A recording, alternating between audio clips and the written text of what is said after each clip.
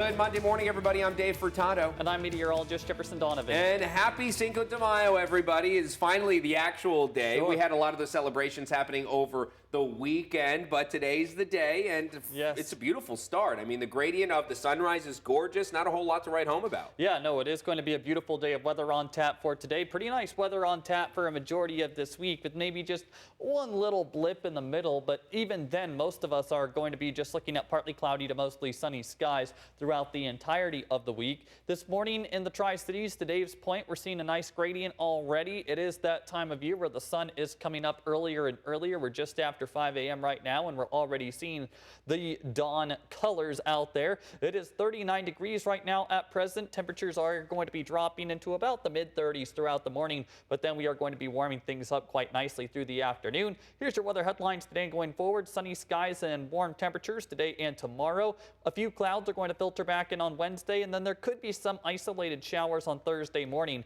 primarily just for the Blue Mountains and adjacent foothills. We'll talk more about all three of these weather headlines in more depth coming up. Thanks, Jefferson. We begin this morning in Yakima County. A Tampico man is headed to prison after pleading guilty for 2 home invasion robberies and burglary. Jason John Seabrook Moss was sentenced to 17 years in prison after pleading guilty in Yakima County Superior Court on April 24th. He was first arrested in October of 2022 for a home invasion robbery in the 500 block of Merkland Lane in Zilla. Investigators said Moss took money from different safes in the house and a pistol. Moss was later arrested in connection with another home invasion on the 1200 block of South Fair Avenue in 2023.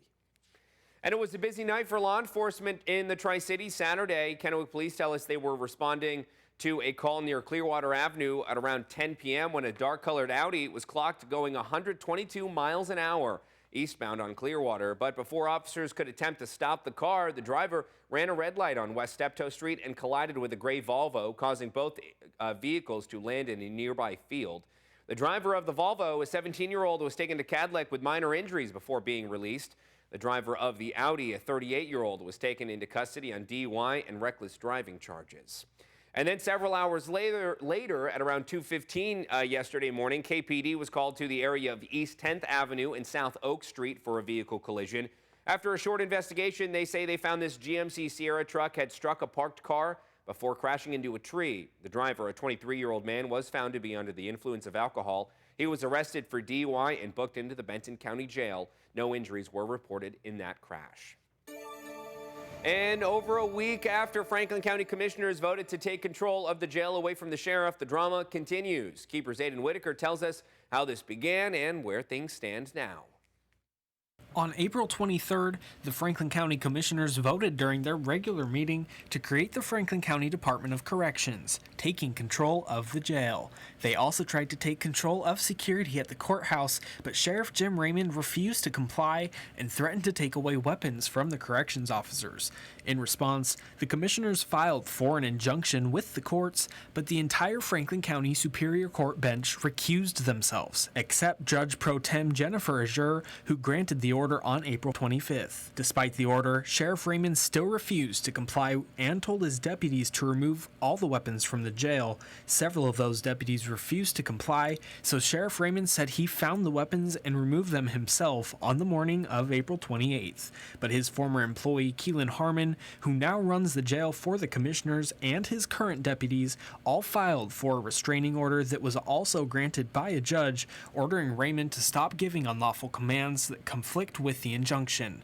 According to information filed with that restraining order, Harmon alleges Raymond refused to let him inside the jail unless he talked in Raymond's office. Harmon complied, but claims Raymond pulled the back of his shirt collar before leading him into the jail, forcing him to give up the weapons. Raymond denies ever putting his hands on Harmon and now says he will hand over the weapons, but only after his staff finish taking an inventory. Keeper Zayden Whitaker, thank you. And the commissioners have faced scrutiny over their decision to take the jail, with many people calling it rushed. Ultimately, they say they made the decision feeling it was in the best interest of the county. While former Yakima County Coroner Jim Curtice has resigned from his position, which means the recall against him is no longer necessary, he still faces charges and appeared in court on Friday. At the hearing, Curtice, his attorney Bill Pickett, and the state's attorney Aaron Ryman agreed to a waiver for a speedy trial. They set the commencement date for July 2nd, which sets the expiration date as September 30th. Curtice will be back in court on July 18th at 9 in the morning. An annual Wildfire Preparedness Expo was held on Saturday in Richland, allowing people from around the area to learn some tips and tricks. Families were encouraged to come out and visit with firefighters, taking a look at their trucks while eating some quick snacks and even enjoying some games. Firefighters say their goal is to get the community educated about our wildfire risk. The area that we live in, obviously it gets pretty windy, but with the grass and the sagebrush that we have here, everybody's at risk of wildfire. Now, as we get closer to the wildfire season this year, firefighters are stressing the importance of defensible space. That means keeping combustible items away from your home, including plants and vegetation. The Richland Public Library had a groundbreaking ceremony Friday morning to celebrate a new outdoor addition to the library. Thanks to a $100,000 donation from the Richland's Public Library Foundation, they'll be building an outdoor playground for kids, new children's reading garden, and a small amphitheater for people who want to work on projects and things. Leaders at the library say this will complete the space and will provide more opportunities for programs and performances throughout the year. Make this a complete space. We've never really had a dedicated outdoor space to do activities and programming. We have a lot of great space inside the library, but not outside the library. So this will complete that space where we can do things inside and outside the library and extend families' visits a bit more. Leaders with the Richland Public Library are hoping to have this open to the public by the end of the summer or early fall. And if you're looking for something to do today, Together We Heal is a missing and murdered Indigenous person symposium being held at the Legends Casino Hotel Event Center. The event goes from 8 this morning until 5 this evening. Registration details can be found up on our Facebook page, or you can also contact the number on your screen for more details. A Tri-Cities man wrapped up a 363-mile bike ride in 24 hours, and it was all for a good cause. News crews in Eugene, Oregon caught up with Jeffrey Shaw on Friday, who seemed surprisingly alert for someone who hasn't slept for a day. Not to mention he was cycling the entire time. For Shaw, this epic ride was about the battle against addiction here in the Tri-Cities, helping fund the fight that he himself won years ago. 21 years ago, I had a substance abuse problem for several years, and I got off because somebody offered me help. So, it's changed my life. While the donations are still being tallied, Shaw hopes to have raised at least $20,000 for Clean Sweep Tri-Cities, a local nonprofit that helps people battle addiction.